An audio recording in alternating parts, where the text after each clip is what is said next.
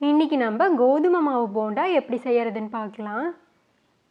இது செய்கிறதுக்கு 2 கப் கோதுமை மாவு எடுத்துக்கோங்க. 1 கப் கடலை மாவு சேர்த்திக்கலாம்.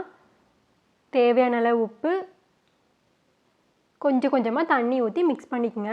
ஒட்டுக்கா தண்ணி ஊற்றிட வேண்டாம், கொஞ்சம் கொஞ்சமாக ஊற்றி கரெக்டான கன்சிஸ்டன்சி வர வரைக்கும் மிக்ஸ் பண்ணிக்கோங்க. இப்போ 3 பெரிய வெங்காயத்தை இந்த மாதிரி கட் பண்ணி சேர்த்திக்கலாம். கொஞ்சமாக கருவேப்பிலை இந்த மாதிரி பொடி பொடியாக கத்தியில் கட் பண்ணி சேர்த்திக்கங்க. கொஞ்சமாக இஞ்சி, 1/2 ஸ்பூன் ஜீரகம், பச்சை மிளகாய் 5 மிளகாய் எடுத்துருக்கோம். உங்கள் காரத்திற்கு ஏற்ப இந்த மாதிரி பொடி பொடியாக கட் பண்ணி சேர்த்திக்கலாம். இப்போ இது எல்லாத்தையும் நல்லா மிக்ஸ் பண்ணிடுங்க.